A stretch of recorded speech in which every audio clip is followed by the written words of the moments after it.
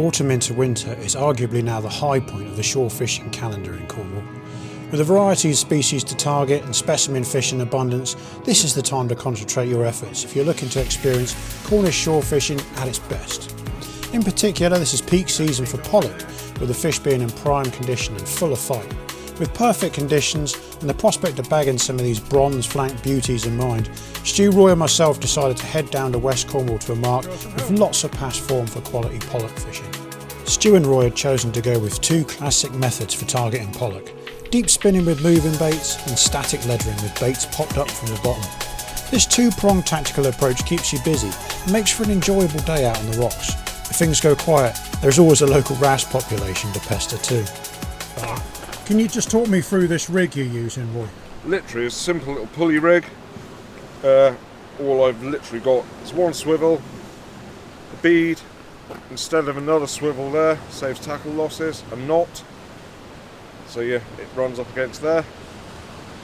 Oh, that makes sense. And well, a couple of foot trace, but then I do like to have a probably 4 foot. It's a really long rig body. Yeah. Simple rotten bottom. So obviously that hits the water, boom. And like a really long rotten bottom length, so you're like extending the rig even more. Yeah, yeah. So the idea with this is that your bait's well off the bottom, isn't it? Yeah. That's the idea. So hopefully when you get snagged, that little bit of weak link there, that'll come off first. And hopefully get your rig back. And your fish. And your fish. Can we have a quick look at your bait? Because there's something quite interesting about that, isn't there? That's all I got. I got a little couple of slivers, like the tail end and the mackerel. Cut them in half. I've got a little bit of floaty foam in there. Yeah. And it should pop it up like that off the bottom. And that, I've just put that little bit of fligger on there, so hopefully that'll flicker around in the tide. That's the idea of it anyway, and it seemed to have worked so far. So yeah, the pop-up, it's like a different way of doing a pop-up mackerel rig. Well, it keeps you, the bait's got the foam in it, and yeah, and it sort of cuts down on a lot of the losses. You're not going to get your hook snagged like that, no, are you? So no, well, that's the theory. And hopefully you get a nice pollock. Hopefully. The lads cast out in anticipation of a pollock, but in this part of the world, a fish bait can attract a number of other species too, as Roy was about to prove. What a lovely, lovely wrasse. First blood. Oh, the seal did. Oh. What did that take, Roy? Mackerel. Popped up? Popped up mackerel. It's weird, isn't it, how the south coast, well, can you call this the south coast? Middle coast? I guess so. Take mackerel, where on the north coast they don't really, They won't touch it, will they? No, but they pretty readily love it on this coast. Let's get it back. Come on then. Roy used the net to return his wrasse safely. Whenever practical, doing this really increases the chances of a successful release.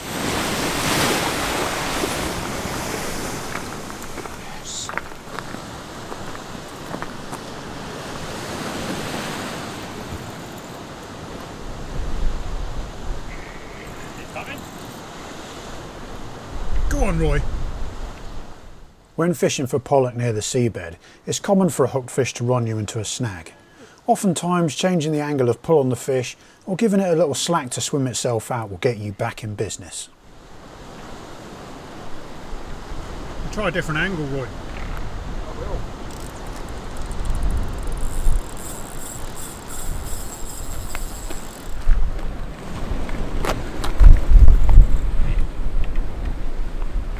Oh, it's coming. You. Go on, Roy. With Roy's fish now freed, he gave it some welly to stop it going to ground again. Woo. Get him off the bottom. Give it a swimming inside with it, then.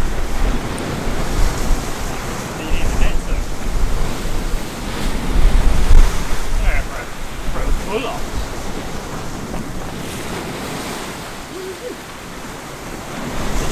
Roy's fish surfaced and proved to be a beautiful golden pollock. Oh, it's a pollock! Oh.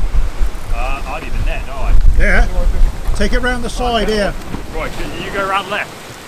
Go round left, that might be easier.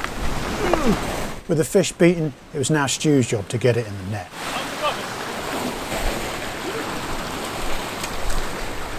Yay! Woohoo!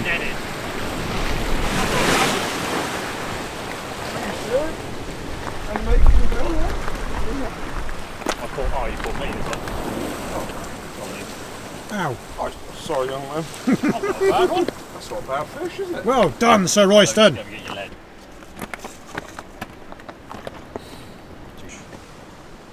Them here. Look at that. Nom nom nom nom. The poppy up mackerel. You see that big eye there? How big are you giving that? I reckon that's. 4.5, 5? I reckon that's £5. A sizable pollock fresh out of the sea is one of the most handsome fish you can hope to catch, and Roy was rightfully made up with this prize. I reckon that's 4.5, £5. That's a cracking fish. Well, he's coming over for tea. Tea. He is tea. Dad'll be happy with that one. Deep spinning is a reliable technique for pollock, which, with their big eyes and streamlined bodies, are active predators and love a chase. A variety of baits can be used, from naturals like sand eels and mackerel strip to artificials like the ever popular jelly worm. The pollock tend to turn on and off throughout the session, and deep spinning is often characterised by flurries of intense activity, even double hookups. You on there? Roy's got one. Oh yeah. You doubled up.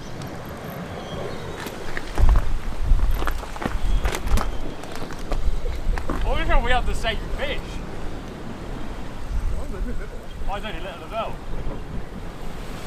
So we haven't got some bass? Oh. That's a fish.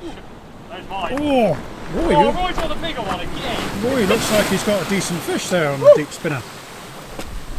I'm gonna have to just. I'm gonna have to lift mine. I'm gonna have to lift mine. Ah, pollock inbound. Oh. Whoa! Yes, the Of pollock. course yours is bigger than mine. Both hits at the same time. Oh, he's nailed that. Look at these two valiant warriors with their conquests. Of course Roy's is bigger than mine. Naturally. Naturally. Well, if we were on the lake, it wouldn't be. No, sea for you boys. So the deep spinning technique is just basically a running ledger, isn't it? On the ledge, look. Obviously, I've got to put a trace on that, trim me tag ends off, and we'll be good to go.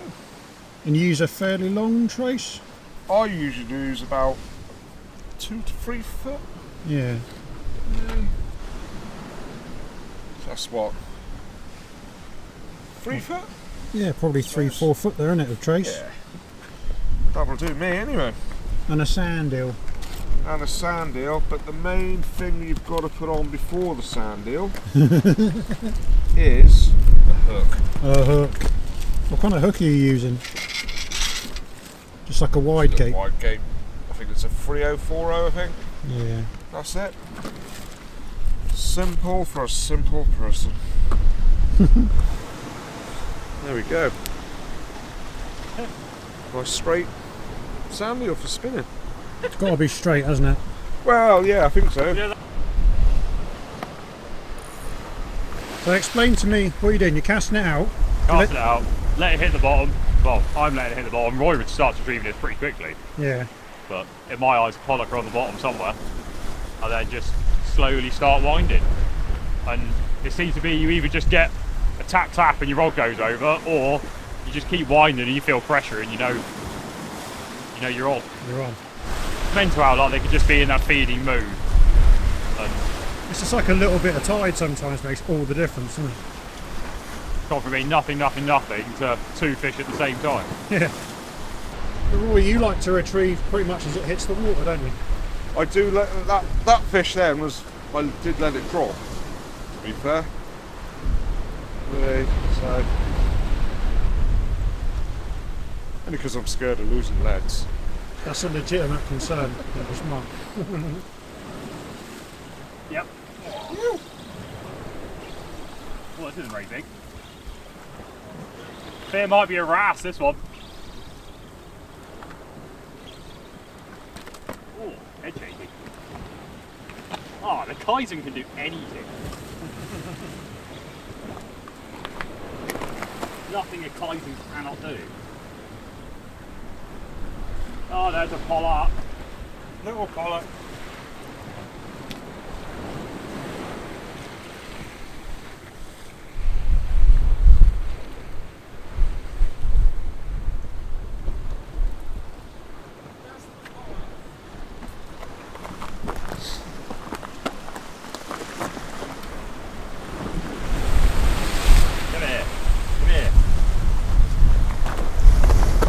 Buggered my sand eel. You often get a lot that size, don't you? You seem to. It seems to be like if you get one on the mackerel baits though, it's normally A better one. a better fish, but still good sport though. They're good fun, aren't they? What a carp rod. Yeah, great fun to fish with. That's on your Kaizen Green spod rod. The Kaizen Green spod rod that will do absolutely anything. Literally the most versatile rod ever.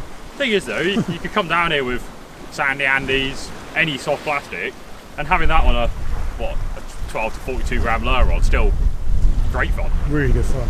But just hope you don't hook one that's 12 pound and It's going to destroy it's you. got this 10.99 down the bin.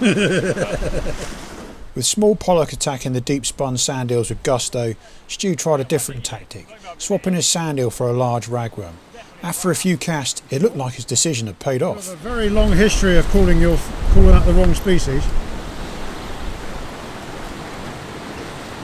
Heavy, whatever it is. I think that's a pollock. I reckon it's a length. It's a length. Woo! I've almost lost it. Pollock, isn't it?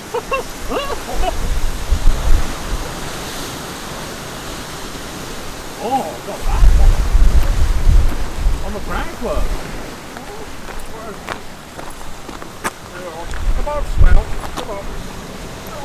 Well netted, sir. Hey! That's not a bad one.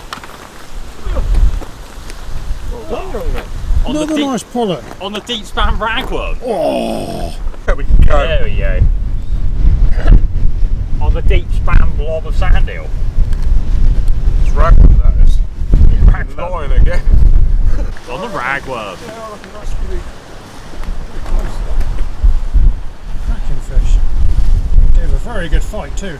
Yeah, and a different bit of the swim we've been fishing to. And of course Stu being Stu thought it was a wrasse all the way in. To me, it was head shaking like a rat to start.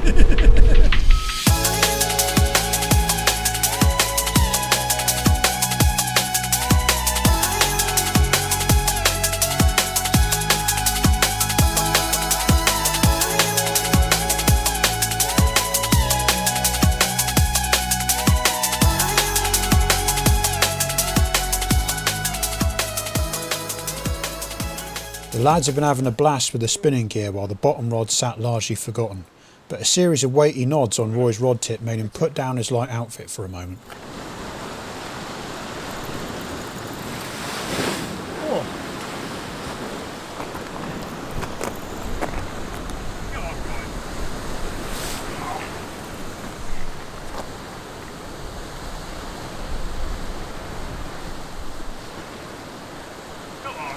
Go on, Roy. Bloody hell. Giving you some grief there. That's what it is.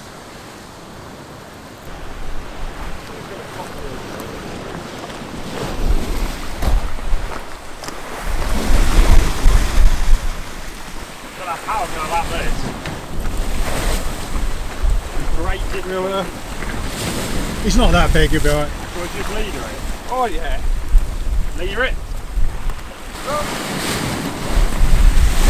Whoa! Huss are a common catch over rough ground like this, but you don't normally expect to catch them with a bait popped up well off the deck.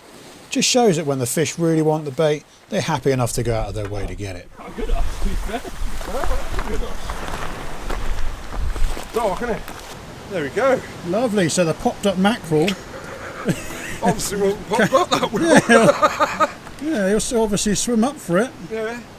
Lovely. Beautiful. He's a dark one as well. Very, you obviously spend a bit of time over the rocks, eh? Yeah.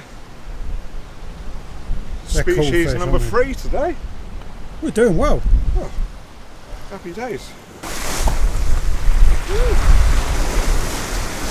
With Roy on a roll with the popped up baits, Stu decided to reach deep into his bag of tricks to try and win himself a bite on the bottom. So what have you done here, Stu?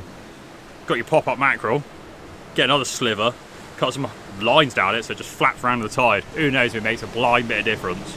But I had days last year where just putting that out, couldn't get a bite. As soon as you put that out, it was like a game changer. Whether it's just the tide was right and the fish moved in, but it didn't hurt. You think that little bit of extra movement is the key? Otherwise, it's just a piece of mackerel just mid-water doing nothing. So maybe having a little bit of, don't know, soon find out. This is where, if it works, don't tell Roy. Despite Stu's efforts, it was Roy who claimed the last bite on the pop-ups. The man was on fire and there was no stopping him. Go on then, that's a Pollack if I've ever seen one. He's on. I can't get up there. Net worthy? I think so.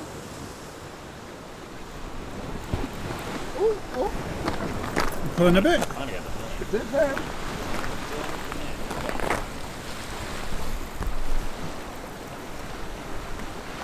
Very problem. Oh yeah. Put the lead out of the way.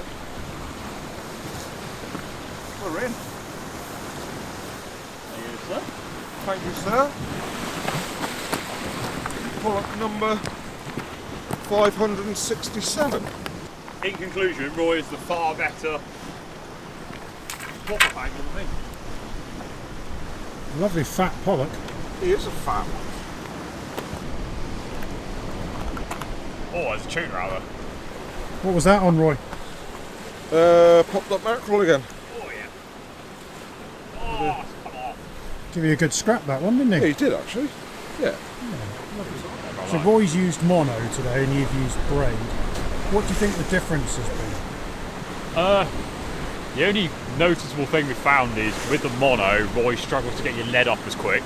So I think you're a bit more prone to losing the odd lead compared to me. Whereas with braid, because you've got no stretch, you just need straight contact with the lead. So I think it just gets off the bottom quicker. Well, Roy's outfished me horrendously today. Well, he has on the bottom anyway. So it clearly doesn't make a difference when it comes to that. But I just prefer braid. But I wouldn't be fishing braid if it's... Oh, Roy's on. Oh, Roy's got a good fish. Oh, I've been having my bait there the whole time. Oh, this is literally right for the I'm literally on my bait there. Need a net.